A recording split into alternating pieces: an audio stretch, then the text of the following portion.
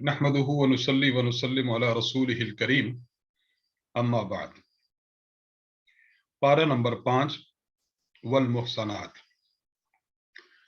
पारा नंबर 4 के आखिर में अल्लाह ताला ने उन औरतों का जिक्र किया जिनके साथ निकाह करना जायज नहीं है।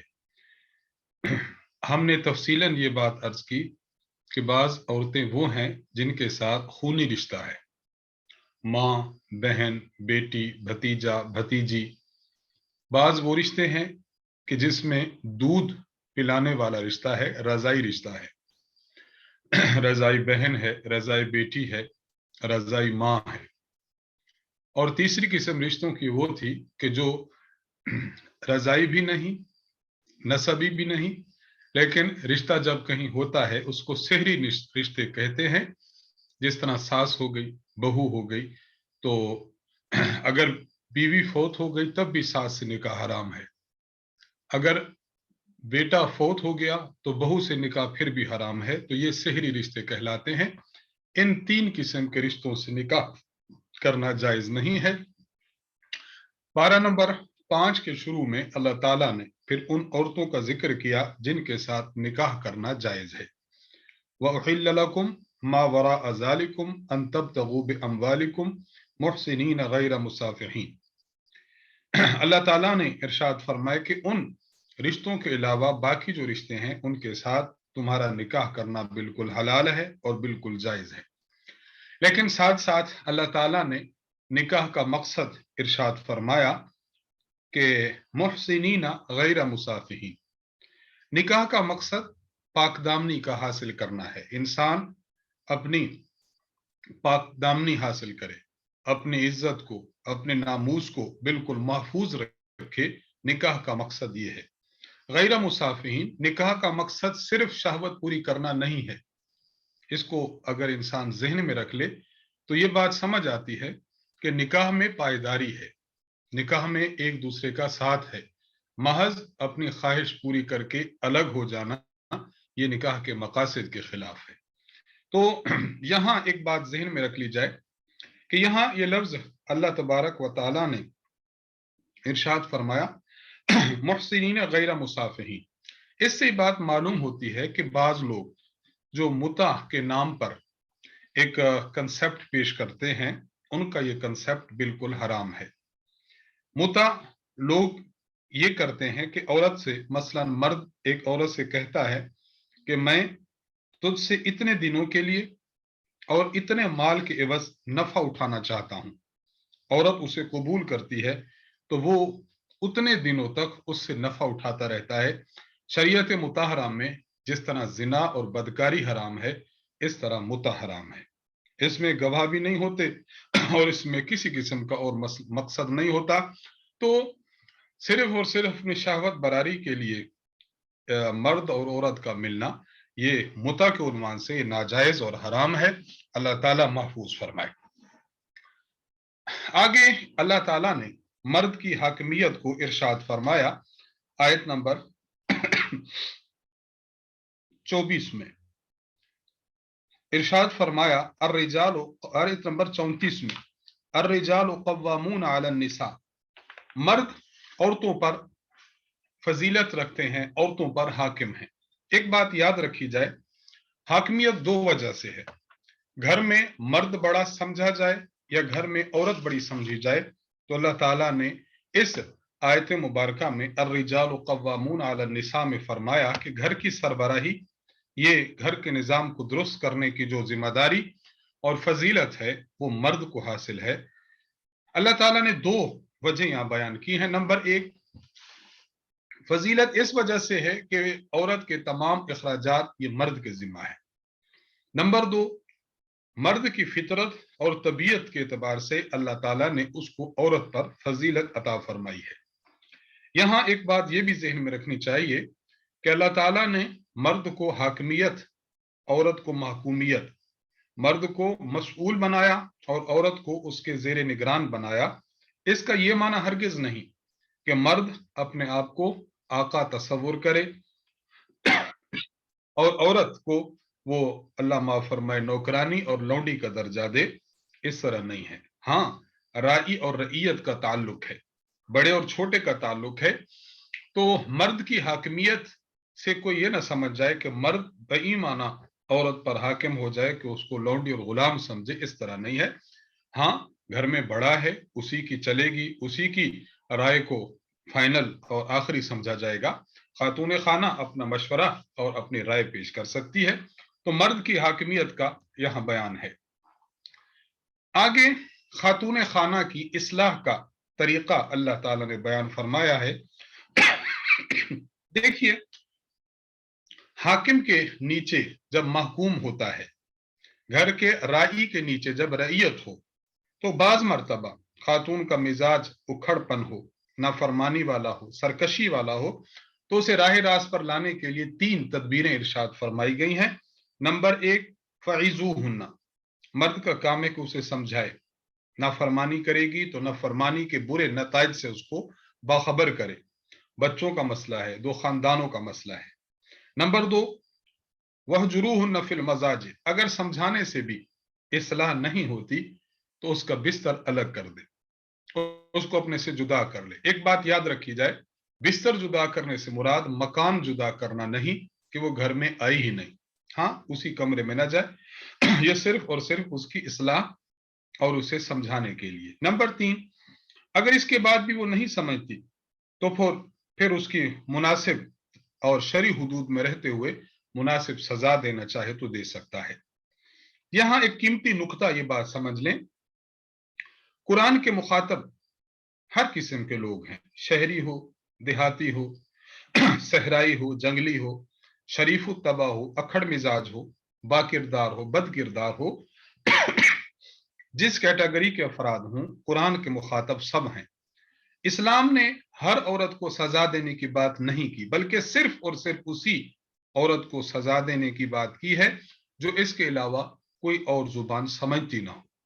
जाहिर सी बात है कि पसमानदा इलाकों के खवातीन, उनमें यह शऊर इतना नहीं होता जो आला और अरफा घरानों के खवातीन में होता है। इसलिए इसका यह माना नहीं है कि मर्द छोटी छोटी बातों पर खवातीन को वहशियाना अंदाज में तशद्दुद शुरू कर दे, पिटाई शुरू कर दे। इस जुल्म और ज्यादती का इस्लाम से कोई ताल्लुक नहीं। एक बात यहां बयान करना बहुत मुनासिब है। हजरत आयशा सिद्दीक़ा रजी अल्लाह अन्हा इरशाद फरमाती हैं कि रसूलुल्लाह सल्लल्लाहु अलैहि वसल्लम ने किसी अपने गुलाम को नहीं मारा और न ही अपने गुलाम को मारा और न ही अपनी बीवी पर उन्होंने किसी हाथ उठाया। मालूम हुआ कि नबुवत का तर्ज यही है कि समझाने से, प्यार से, मोहब्बत से, उल्फत से, इस्लाह की नीयत से समझाएं तो मर्द औरत समझ सकते हैं। अगर मर्द में कोई मसला हो जाए तो उसका तज़किरा आगे आ रहा है। आगे तहारत के मसाइल जिक्र किए हैं आयत नंबर 43 में। इन कुंतुम मर्जा औ अला सफरिन औ जाअ अहदुम मिनकुम मिन गाइद औ लामस्तुमुन निसा फलम तजिदु माअन। तहारत के 2 अहम मसले हैं। पहला मसला यह है कि अगर आपने कोई ऐसा काम करना है जहां तहारत की जरूरत हो, मसलन आपने नमाज पढ़नी है, कुरान करीम को हाथ लगाना है, तो इसके लिए आपको वुजू करना जरूरी है। तो वुजू का तरीका आपको आना चाहिए, अपनाना चाहिए। और दूसरी चीज फरमाए औलामस्तुमुन निसा, यहां एक जिक्र किया गया लेकिन इससे जो समझ आती है गुस्ल का जिक्र है। 3 हालतों में गुस्ल फर्ज होता है। जब किसी मर्द को एहतिलाम हो जाए, अगर कोई मर्द अपनी अहलिया से मिले, या कोई खातून है बच्चे की पैदाइश हुई है और उसके बाद जो है वो खून आना बंद हो गया, या उसको अयाम आए थे, अयाम 3 मुकम्मल करने के बाद अब उसने नहाना है, अयाम मुकम्मल करने के बाद, तो उस पर गुस्ल करना फर्ज है। इस्लाम पाकी का मजहब है, इस्लाम तहारत का मजहब है। गंदगी से नजाफत की तरफ आने की बहुत ज्यादा दावत देता है और इस पर अपने मुत्तबीन को सिखाता है कि इंसान में ये चीज बहुत ज्यादा होनी चाहिए। इसलिए इंसान को अपने जिस्म का, अपने आज़ा का बहुत ज्यादा ख्याल रखना चाहिए। इंसान को पाकी का, पलीती का बहुत ज्यादा फिक्र करनी चाहिए। तो 3 हालतें हैं जिनमें गुस्ल करना फर्ज है। आगे अल्लाह ताला ने इरशाद फरमाया, फलम तजिदु माअन फतयम्ममु सईदन तय्यबा। अगर किसी शख्स को कुछ मजबूरी हो, पानी पर उसको कुदरत नहीं है या पानी मौजूद ही नहीं है, तो अल्लाह ताला ने करम यह किया कि मिट्टी को पानी के कायम मकाम कर दिया। मर्द और खवातीन पाकी हासिल करना चाहें, 6 शराइत हैं, अगर वो पाई जाएं तो यानी पानी ना हो या पानी मौजूद है, अब आप इस्तेमाल करने पर कादिर नहीं, या इंसान इतना ज्यादा बीमार है कि अगर पानी को इस्तेमाल करेगा तो मरने का अंदेशा है, तो इन चंद सूरतों में फिर मिट्टी पर तयम्मुम कर ले, गुस्ल भी हो जाएगा और उसका वुजू भी इस मिट्टी से हो जाएगा। ये अल्लाह ताला का बहुत बड़ा इनाम है और ये सिर्फ उम्मत मुहम्मदिया सल्लल्लाहु अलैहि वसल्लम की खुसूसियत है। तयम्मुम का मुस्तकिल तरीका हमारे यूट्यूब चैनल www.ahnafmedia.com वेबसाइट पर भी और अहनाफ मीडिया चैनल पर भी इस तरह शॉर्ट क्लिप्स के नाम से वीडियोस हैं, उसमें भी तयम्मुम का तरीका बताया गया है। उसको एक मर्तबा देख लीजिए तो इंशाअल्लाह तयम्मुम के तरीके से रहनुमाई मिल जाएगी। इन्नल्लाह यअमुरुकुम अन तुअद्दुल अमानात इला अहलिहा, आयत नंबर 57 में अमानत अदा करने की ताकीद है। देखिए, इस आयत जो मैंने अर्ज की है, शान नुज़ूल तो इसका ये है कि नबी अलैहिस्सलातु वस्सलाम ने जब हिजरत फरमाई, हिजरत से पहले उस्मान बिन तलहा इनके पास खाना काबा की चाबी होती थी। नबी अलैहिस्सलातु वस्सलाम को इसने रोका था। हुजूर ने फरमाया कि उस्मान मुझे अंदर जाने दो। उसने कहा था नहीं, मैं आपको काबतुल्लाह में दाखिल नहीं होने दूंगा। खैर, हुजूर ने उनको फरमाया कि देखो उस्मान, एक वक्त ऐसा आएगा कि बैतुल्लाह की चाबी मेरे हाथ में होगी और उस वक्त मुझे इख्तियार होगा, मैं जिसको चाहूं ये चाबी सुपुर्द करूं। खैर, ये वाकया हो गया। हुजूर अलैहिस्सलाम मदीना मुनव्वरा हिजरत करके तशरीफ ले गए। नबी अलैहिस्सलातु वस्सलाम ने जब मक्का को फतह फरमाया तो फतह मक्का के बाद फरमाया कि बुलाओ, किधर है उस्मान। अब जाहिर सी बात है, उस्मान बेचारा दौड़ के आया। आपने फरमाया चाबी निकालो, उसने चाबी दी। हुजूर अलैहिस्सलाम अंदर तशरीफ ले गए। आपने बुतों को बाहर फेंका और बुतों को तोड़वा दिया। फिर उसके बाद उस्मान को बुलाया, फरमाया उस्मान इधर आओ। उस्मान को वाकया याद था कि मैंने हुजूर को अंदर दाखिल नहीं होने दिया था, आज चाबी के मालिक हुजूर बन गए। हुजूर अलैहिस्सलाम ने फरमाया कि अल्लाह ने मुझे हुक्म फरमाया है कि अन तुअद्दुल अमानात इला अहलिहा, जिसकी अमानत है उसको दे दो। ऐ उस्मान, ये चाबी मैं तुम्हें दे रहा हूं, क़यामत तक ये चाबी तुम्हारे खानदान में रहेगी। अल्लाहु अकबर कबीरा। यही वाकया, उस्मान ने इस्लाम कबूल नहीं किया था, लेकिन यही वाकया उस्मान बिन तलहा के इस्लाम लाने का सबब बना और ये चाबी आज भी इनके खानदान में मौजूद है। खाना काबा की चाबी आज भी उन्हीं के पास है। हुकूमतें तब्दील हुई हैं, वहां की जो है खिदमत हरमैन तब्दील होती रहती है, लेकिन चाबी बरदार यही तबका है। तो इस आयत में तज़किरा तो इस खास वाक़े का है, लेकिन इसका हुक्म आम है कि जिस बंदे की जो अमानत है उसके हवाले की जाए। आपके पास कोई अमानत रख के गया, आप हवाले करें। उसमें खयानत करना, उसको खुद इस्तेमाल करना, ये बिल्कुल हराम है और बिल्कुल नाजायज है, इसकी शरीयत इजाजत नहीं देती। आगे अल्लाह ताला ने आयत नंबर 59 में इरशाद फरमाया, या अय्युहल्लज़ीना आमनू अतीउल्लाह व अतीउर रसूल व उलिल अम्र मिनकुम। खुदा, मुस्तफा और फुकहा की बात मानने का जिक्र किया। फरमाया अल्लाह की, अल्लाह के रसूल की इताअत करो और फुकहा की इताअत करो। कुरान करीम में लफ्ज है उलिल अम्र का।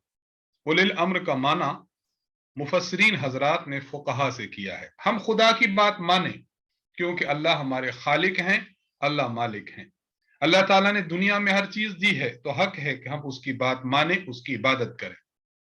हजरत मोहम्मद मुस्तफ़ा सल्लल्लाहु अलैहि वसल्लम की बात माने, क्यों? इसलिए कि हुजूर अलैहिस्सलातु वस्सलाम अल्लाह और उम्मत के दरमियान वास्ता हैं। अल्लाह से अहकामात लेते हैं और उम्मत के हवाले करते हैं, इसलिए पैगंबर की बात भी मानी जाए और फुकहा की बात मानी जाए। क्यों? इसलिए कि फुकहा अल्लाह ताला और अल्लाह के पैगंबर सल्लल्लाहु अलैहि वसल्लम के फरामीन की तशरीह करके उम्मत को मसाइल बताते हैं।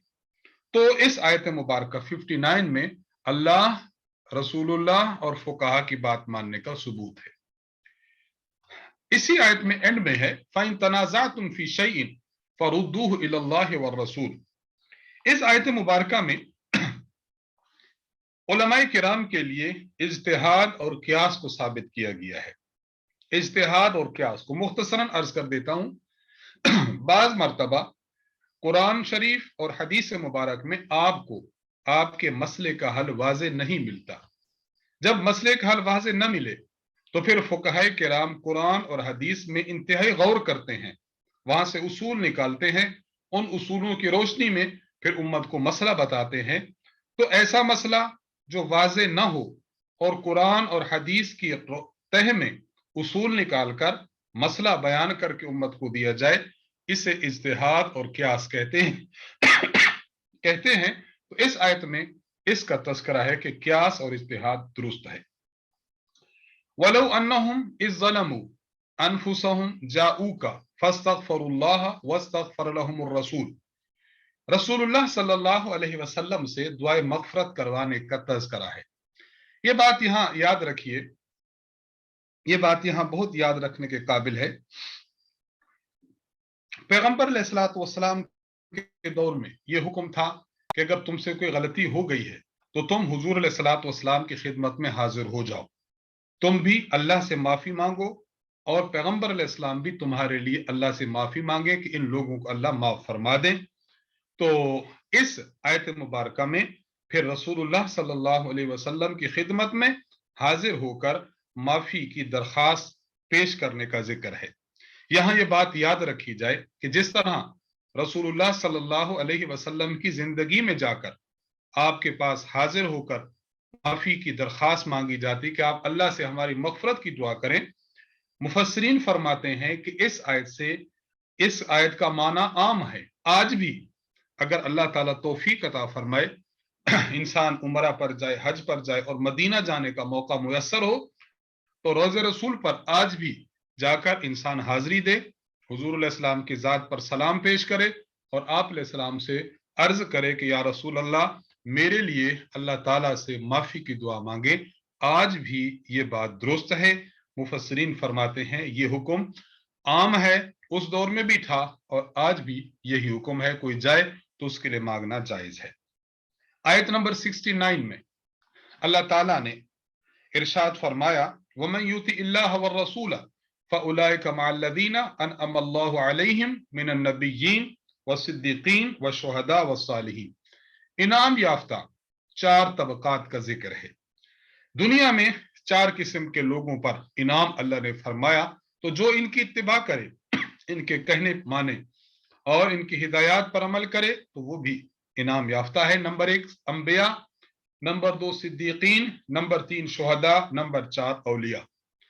सूरतुल फातिहा के शुरू में हमने अर्ज किया था कि अनअमत अलैहिम में 4 तबके हैं, वो 4 तबके आज आपने पढ़ लिए।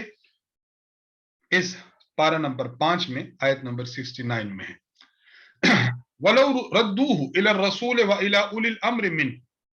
इस आयत में अवाम को यह फरमाया गया कि जब तुम्हें कोई मसला पेश आए तो अपने मसाइल खुद हल करने के बजाय तुम्हें यह चाहिए कि तुम उलमा की तरफ रुजू करो, उलमाए किराम और फुकहा की तरफ रुजू करो, उनसे अपने मसले हल कराओ। अपने मसले खुद हल करना ये बाज मर्तबा इंसान की जलालत और गुमराही का बायस बनता है। आयत नंबर 92 में वमा कान लिमुमिनिन अन यक़्तुला मुमिनन इल्ला खता। इस आयत मुबारका में अल्लाह तबारक व तआला ने कत्ल के बारे में चंद उसूल बयान फरमाए। देखिए, पहली बात तो यह है कि किसी मुसलमान की शान के लायक नहीं कि वो किसी दूसरे मुसलमान को कत्ल करे। कत्ल करना ये जुर्म अजीम है, बहुत बड़ा जुर्म है। हाँ, गलती से बाज मर्तबा हो जाए अलग बात है, लेकिन ये शान नहीं है कि मुसलमान किसी को कत्ल करे। तो यहां कत्ल की कुछ अहकामात बयान किए गए हैं। इससे पता चला कि इस्लाम में किसी का खून अर्जा और सस्ता नहीं है कि जिस तरह बहा दिया जाए, नहीं, बाकायदा इसके अहकामात हैं। اس کو لاگو ہوتے ہیں تاکہ لوگوں کے خون، لوگوں کی جان، لوگوں کے اموال یہ بچ جائیں۔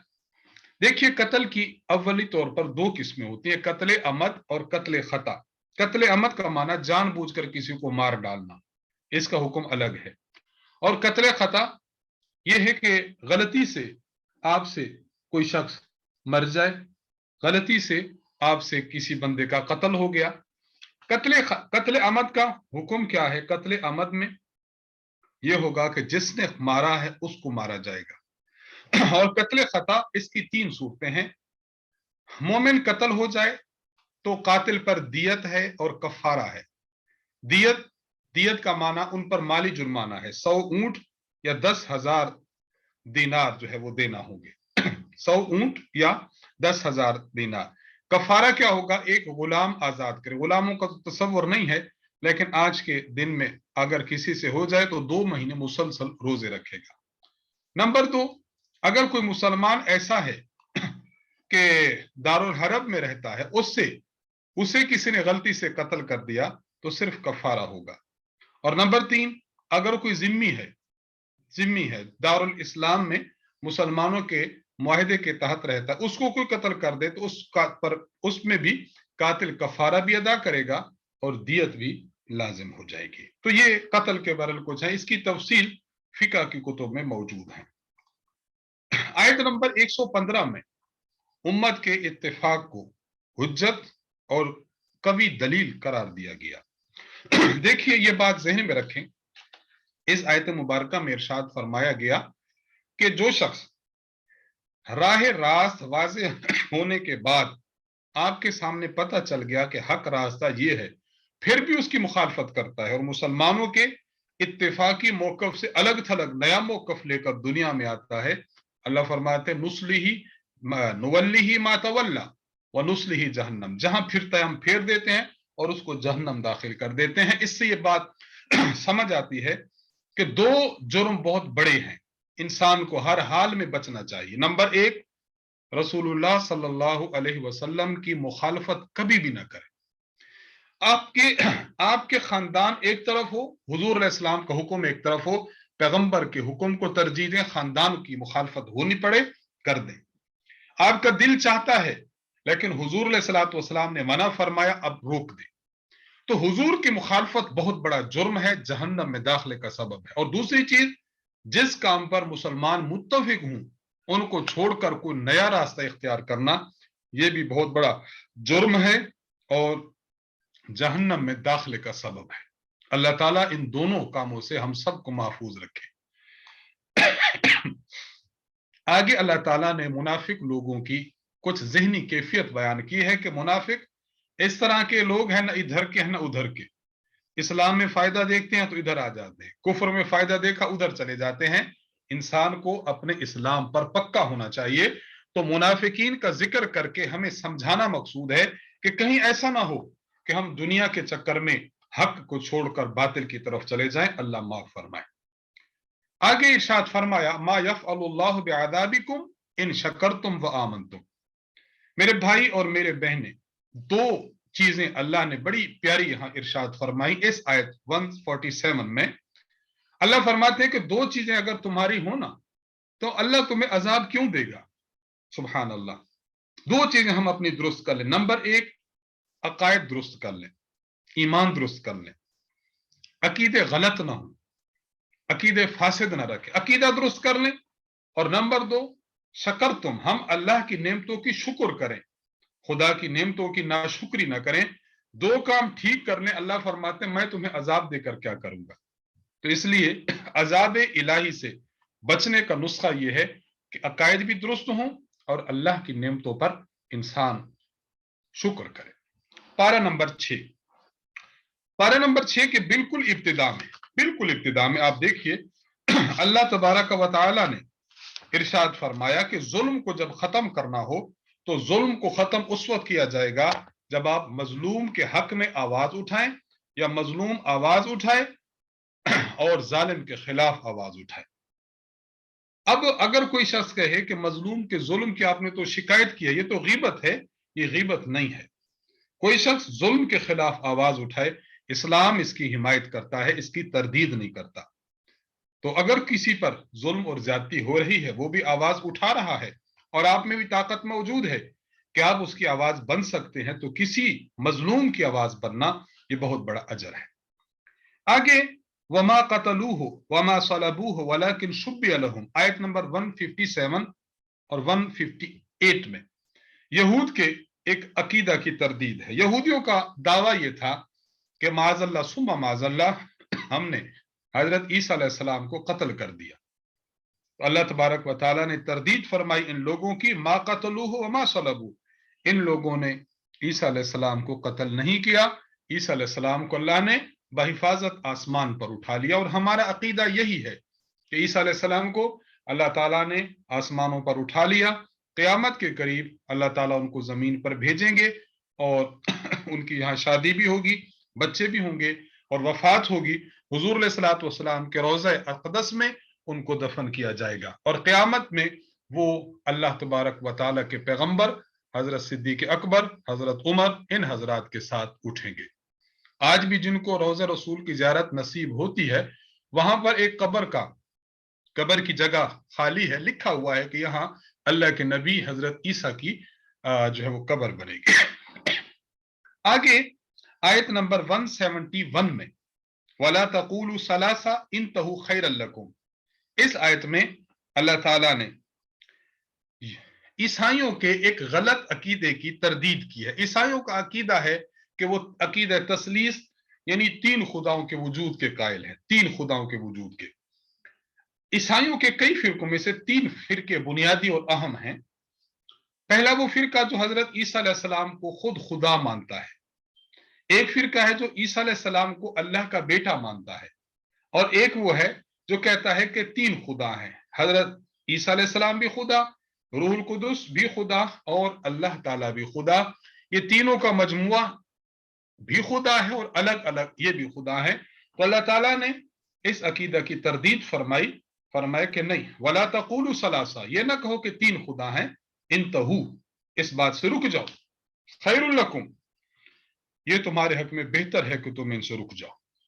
تو حضرت عیسیٰ علیہ السلام یہ حضرت مریم علیہ السلام کے بطن سے پیدا ہوئے ہیں، اور جو کسی کے بطن سے پیدا ہوتا ہے وہ خدا نہیں ہوتا، خدا کبھی پیدا نہیں ہوتا، خدا پیدا کرتا ہے۔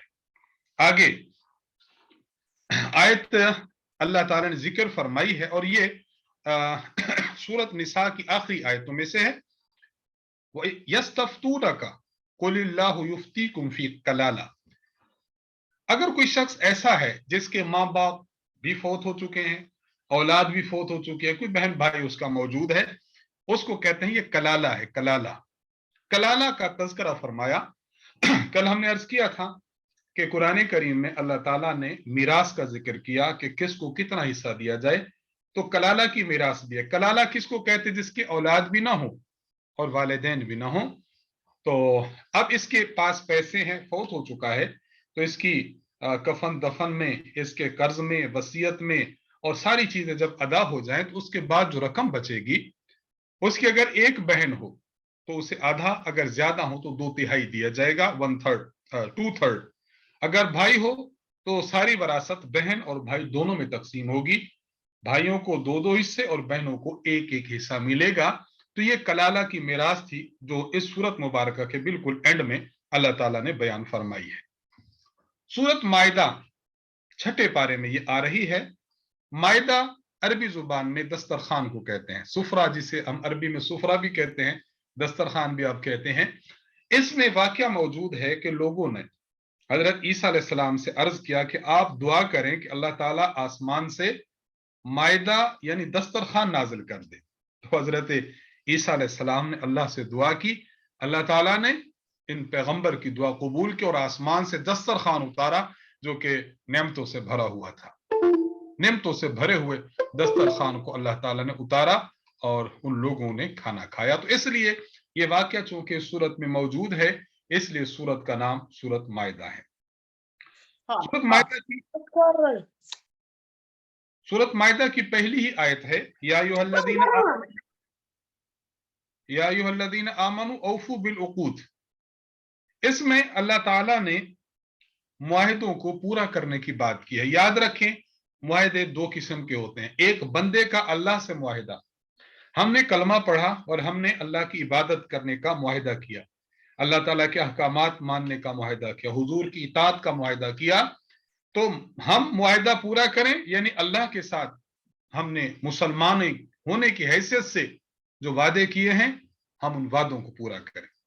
और दूसरे मुआहिदे जो बंदों के साथ हैं, बंदों के आपस में जो मुआहिदे हैं, जो वादे हैं, उनको भी हम पासदारी करें। ये दोनों चीजें बड़ी जरूरी हैं।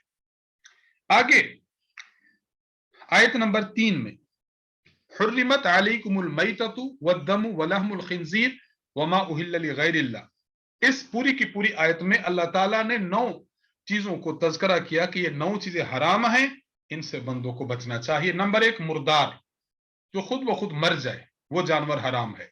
नंबर 2, बहने वाला खून, ये हराम है। नंबर 3, खिंजीर यानी पिग, सुअर, ये भी हराम है। नंबर 4, वो जानवर जिस पर गैरुल्लाह का नाम लिया गया, जिसको गैरुल्लाह के नाम पर दिया गया, वो हराम है। नंबर 5, जो जानवर गला घोंट कर हलाक किया गया हो, यानी उस पर आपने छुरी नहीं फेरी, खुद ब खुद उसको आपने इस तरीके से मारा। नंबर 6, वो जानवर जो सख्त चोट से हलाक कर दिया गया। नंबर 7, वो जानवर जो ऊपर से नीचे गिरा। नंबर 8, किसी जानवर को अगर किसी ने टक्कर मारी है, मसलन कार ने टक्कर मार दी, किसी और चीज ने टक्कर मारी और मर गया, वो भी हराम है। और वो जानवर जिसे दरिंदे ने फाड़ दिया, वहां पर मर गया, तो वो हराम है। इन 9 चीजों का तज़किरा किया। और ये बात मजीद आएगी, आगे भी आएगी कि बाज मर्तबा किसी शख्स को जरूरत ऐसी होती है, ऐसी जगह पर है कि सिवाय हराम के उसका बचना और जान का बचाना मुश्किल है, तो इतनी सी उसकी मिकदार खाना गुंजाइश है, जायज है, जिससे उसकी जान बच जाए, जिससे उसकी जान बच जाए। आगे आयत नंबर 3 में अल्लाह ताला ने ऐलान फरमाया है कि ये तकमील दीन है। क्या माना, तवज्जो से जरा बात समझें। हजरत अंबिया अलैहिस्सलाम, हजरत आदम अलैहिस्सलाम से हमारे पैगंबर तक आते रहे हैं। नया नबी जब आता था, कोई चीज हलाल थी हराम हो जाती, किसी हुक्म में तब्दीली आ जाती, यानी किसी एक चीज पर, नहज पर ठहराव वो कब हुआ, वो इस हमारे इस्लाम में हुआ, हमारे शरीयत में हुआ, हुजूर अलैहिस्सलातु वस्सलाम के दीन में हुआ। आप अलैहिस्सलातु वस्सलाम के दीन को अल्लाह ने फरमाया कि आखिरी दीन है, और मैंने इस दीन को हुजूर अलैहिस्सलाम पर कामिल किया, जो तुम उम्मत मुहम्मदिया को मिला है। हमारा दीन कामिल है क्योंकि हमारे पैगंबर आखिरी हैं। क़यामत तक अब कोई नया पैगंबर पैदा नहीं होगा। इसलिए आज हम ये कह सकते हैं कि अल्लाह ने हमें कामिल दीन अता फरमाया, और कामिल दीन हो जाए, ये कितनी बड़ी नेमत है। अल्लाह ताला हमें इस पर शुक्र करने की तौफीक अता फरमाए। आगे फिर अल्लाह ताला ने जिक्र फरमाया कि अहले किताब यहूदी है या नसरानी है, इन लोगों का अगर ज़बीहा यानी कोई जानवर है, अगर कोई यहूदी और ईसाई है जानवर को ज़िबा करता है, तो वो मुसलमानों के लिए हलाल है। लेकिन कब, जब वो किसी आसमानी किताब पर यकीन रखने वाले यहूदी हूं या ईसाई हूं। अगर आज के लोग हों जो किसी आसमानी किताब पर यकीन रखते ही नहीं है, या उनके अकायद बिल्कुल ऐसे हैं कि उनको पता ही नहीं है, तो फिर वो अहले किताब में शामिल नहीं होंगे। इसलिए उलमा फरमाते हैं कि अगर आपको पता है कि अहले किताब है, किसी आसमानी किताब पर ईमान रखता है, चाहे वो जैसी कैसी हो, उसका ज़बीहा खा सकते हैं। लेकिन अगर कोई शख्स ऐसा है कि जो किसी भी आसमानी किताब पर यकीन नहीं रखता, बराए नाम अहले किताब है, उसका ज़बीहा हराम है। इसलिए हमारे वो बहन और भाई जो बैरून ममालिक में या पाकिस्तान या हमारे इंडिया बांग्लादेश के रहते हैं, और वहां पर कोई बंदा है जो बज़ाहिर अहले किताब है, लेकिन आपको डाउट है कि अपनी असली किताब को भी नहीं जानता, उसके हाथ का ज़बीहा मत खाएं। एहतियात इसी में है, जब तक कि क्लियरेंस ना हो जाए कि अहले किताब है। अदल और इंसाफ का बयान अल्लाह तबारक व तआला ने आयत नंबर 8 में इरशाद फरमाया, या अय्युहल्लज़ीना आमनू कूनू कव्वामीना लिल्लाह शुहदाअ बिल क़िस्त। अल्लाह फरमाते हैं کہ تم نے عدل اور انصاف سے کام لینا ہے. یہ بات یاد رکھیں, ہمارے دوست ہوں, رشتہ دار ہوں, گھر والے ہوں, عدل سے کام لیں. ہمارے مخالف ہوں, ہمارے دشمن ہوں, تب بھی عدل سے کام لیں. عدل اور انصاف کا دامن کبھی بھی اپنے ہاتھ سے نہ چھوڑیں. کوئی غیر مسلم ہے, اس کی کوئی چیز ہمارے پاس رہ گئی, واپس کریں. کیوں؟ اگر ہم واپس نہیں کریں گے تو دنیا میں تو چند دنوں کے مزے لے لیں گے, لیکن آخرت میں اس کا پکڑ ہوگی. تو عدل اور انصاف سے کام لیں, عدل کریں, انصاف کریں.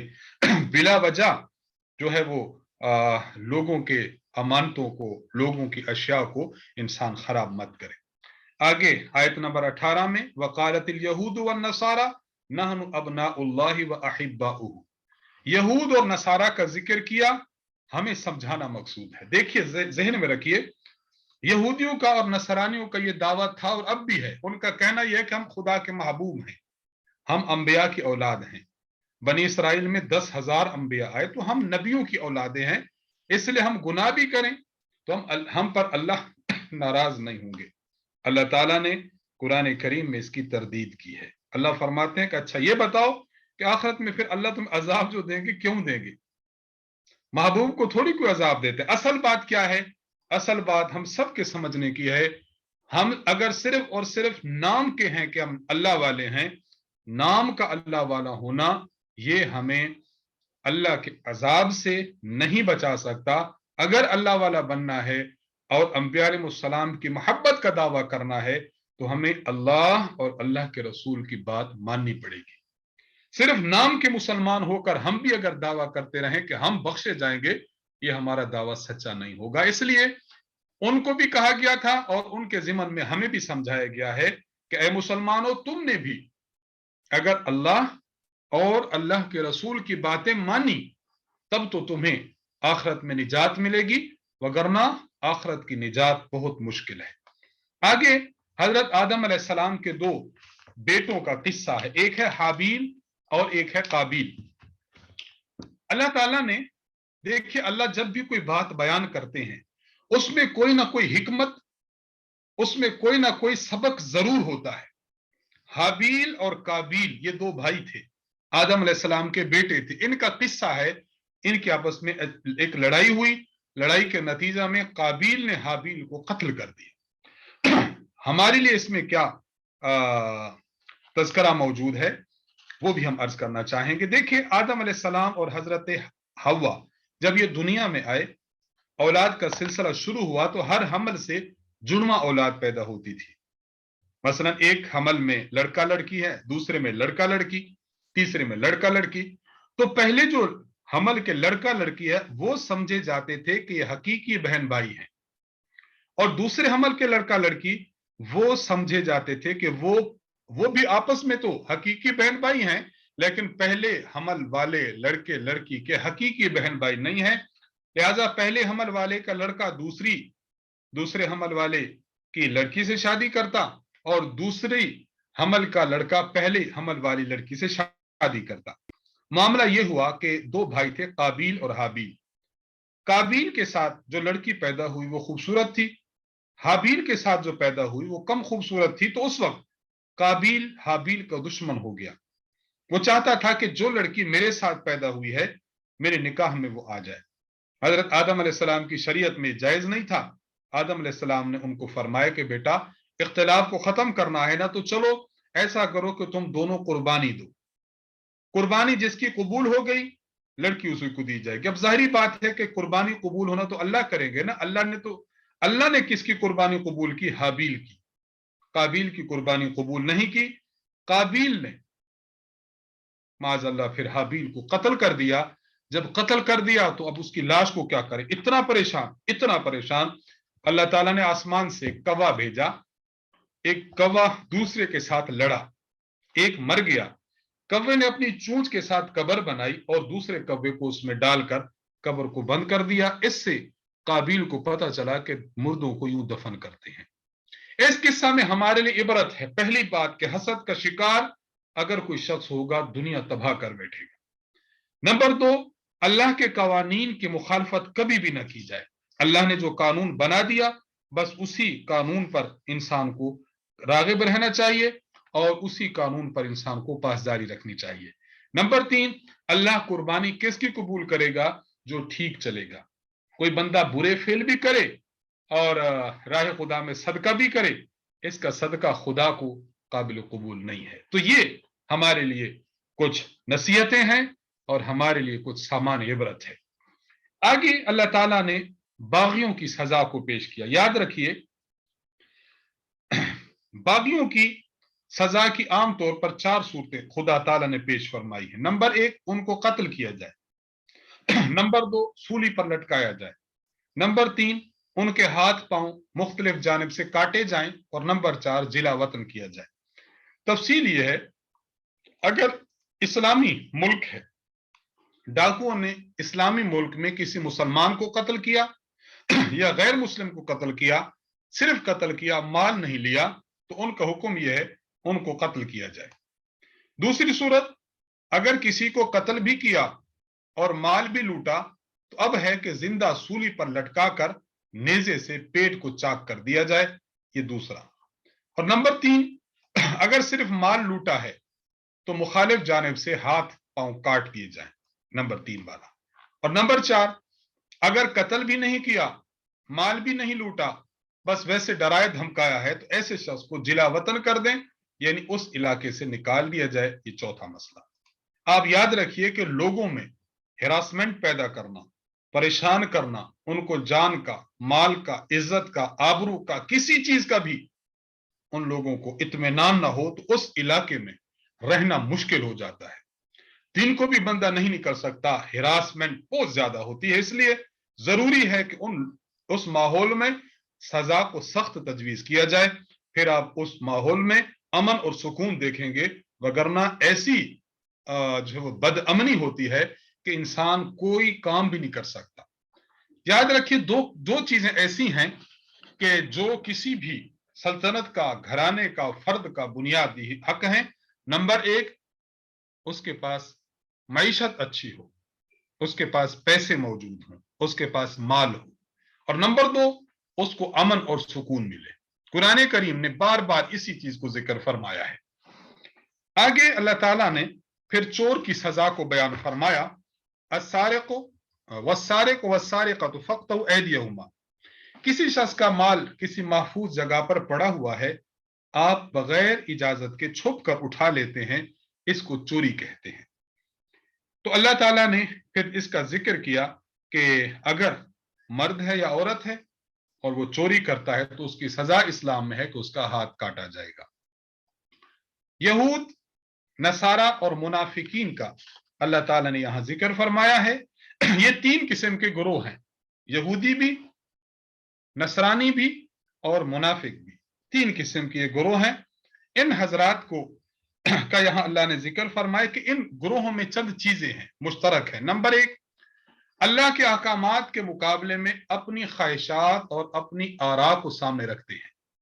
نمبر 2، خدا تعالیٰ کا حکم ہو تو اپنی خواہش کے مطابق کرنے کی کوشش کرتے ہیں، یعنی اپنے آپ کو اللہ کے حکم کے مطابق کرنے کی بجائے اللہ کے حکم کو اپنے مطابق کرنے کی کوشش کرتے ہیں۔ بہت بڑی بددیانتی کی بات ہی کرتے ہیں۔ مسلمانوں کو بھی چاہیے کہ مسلمان اللہ کا حکم آئے، اپنی خواہش پیچھے، رب کا حکم آگے، اس میں پھر وہ تعویلیں نہ کرتا پھرے کہ یوں نہیں اور یوں نہیں، بس کلیئر حکم ہے، اس پر انسان واضح طور پر عمل کرے۔ اور ان یہود و نصارہ کا انجام کہ دنیا میں بھی رسوائی اور آخرت میں بھی رسوائی ہوگی، اور انجام ان کا برا ہوگا۔ مومنوں کو بھی ان سے عبرت لینی چاہیے کہ ہم احکام خداوندی کو کتنا اپنے اوپر لے رہے ہیں۔ نماز ہے، روزہ ہے، معاملات ہیں، لوگوں کے حقوق ہیں، خاندانی نظام ہے، رہن سہن کا ماحول ہے، اطاعت ہے، فرما برداری ہے، محبت و الفت ہے، یہ ہم کس حد تک پیش کر رہے ہیں، ہمیں بھی ان سے سوچنا چاہیے۔ آگے، یا ایھا الذین آمنوا لا تتخذوا الیہود والنصارى اولیاء، آیت نمبر 51، اے ایمان والو، یہودیوں اور نصرانیوں کو اپنا دوست مت بناؤ۔ اس پر ہم نے تفصیل سے بات عرض کر دی تھی، 3 قسم کے تعلقات ہیں، ہر تعلق کی وجہ بھی پیش کر دی تھی۔ آگے تذکرہ ہے مرتد لوگوں کا جو دین سے پھر جائے اور ان لوگوں کا جو اخلاص والا ہے، ان دونوں کا الگ الگ ذکر کیا، سمجھایا ہے۔ پہلی بات، جو شخص اپنے دین سے پھرتا ہے وہ یہ یاد رکھ لے کہ اس نے اسلام کو کوئی نقصان نہیں پہنچایا، نقصان اصل میں خود اس نے اپنے آپ کو پہنچایا ہے۔ خدا کو کیا نقصان پہنچا سکے گا؟ خدا تو خالق اور مالک ذات ہے۔ اس لیے دین سے جو پھرتا ہے وہ یہ سمجھ لے کہ نقصان اس کا نہیں ہے، نقصان اپنے آپ کا ہے۔ نمبر دو، یہ بھی سمجھ لے کہ اللہ کسی کا محتاج نہیں، بندے خدا کے محتاج ہیں۔ اور مخلص لوگوں کی 5 صفات بیان کی ہیں۔ نمبر 1، جو دین پر رہیں اور ہمیشہ رہیں، دنیا میں بھی اور آخرت میں بھی کامیاب ہوں گے۔ نمبر 2، یہ وہ لوگ ہوتے ہیں جن کے اعمال بھی اچھے اور اخلاق بھی اچھے۔ نمبر 3، ان مخلص لوگوں سے اللہ پیار کریں گے اور یہ لوگ اللہ سے پیار کریں گے۔ نمبر 4، اللہ کے راستے میں جہاد کرتے ہیں۔ نمبر 5، حق بات کو بیان کرنے میں اور حق کام کرنے میں کسی کی پرواہ نہیں کرتے، کسی کی پرواہ نہیں کرتے۔ تو آپ کیسے لوگ ہیں جی؟ یہ کہ آپ نے داڑھی رکھ لی ہے، پرواہ نہیں کریں گے۔ یہ کہ آپ کہہ رہے ہیں کہ شراب نہیں پینی، پرواہ نہیں کریں گے، شراب نہیں پیئیں گے۔ یار آپ نے دائیں بائیں دوستی کیوں نہیں رکھی؟ دوستی نہیں رکھیں گے، لوگوں کے بات کی ملامت کی پرواہ نہیں کریں گے۔ بالکل اسی طرح خاتون ہے بھی، آپ برقع اور پردہ استعمال کرتی ہیں، جی بالکل، لوگوں سے نہیں ڈریں گے۔ تو حق کام کو کرنے میں اور حق بات کو بیان کرنے میں کبھی بھی کسی کی ملامت کی پرواہ نہ کریں۔ یہ اللہ کا واضح ترین حکم ہے، اس کو ہم زندگی کے ہر موڑ پر ضرور بے ضرور اپنے سینوں میں جگہ دیں۔ آگے، یا ایھا الرسول بلغ ما انزل الیک میں پیغمبر علیہ السلام کو فرمایا گیا کہ آپ دین کو پہنچانے میں بالکل اپنا حق ادا کر دیں، کوئی لوگوں کے روک ٹوک کی پرواہ نہ کریں، کسی قسم کی جھجک بھی آپ میں نہ آئے۔ اور حضور علیہ السلام نے سبحان اللہ بغیر کسی کے روک ٹوک، بغیر جھجک کے اللہ کے دین کو پہنچایا ہے۔ پیغمبر کی زندگی میں ہمارے لیے بھی بہت بڑی رہنمائی ہے کہ اگر ہم دین سے وابستہ ہوں تو ہم بھی اللہ کے پیغام کو پہنچائیں، اور اگر کوئی برا مانے بھلا مانے، مخالفت کرے قبول کرے، اس کی پرواہ نہ کریں۔ میں نے تو دین پہنچایا تھا، فلاں نے مخالفت کی لہٰذا میں بیٹھ جاؤں، یہ کبھی نہ کریں۔ اور تیسری بات کہ حق والوں کا کافر لوگ اور مخالف کچھ نہیں بگاڑ سکتے۔ تبلیغ دین کا اللہ نے حکم ارشاد فرمایا۔ اور آخر میں پھر لَتَجِدَنَّ أَشَدَّ النَّاسِ عَدَاوَةً لِلَّذِينَ آمَنُوا الْيَهُودَ وَالَّذِينَ أَشْرَكُوا۔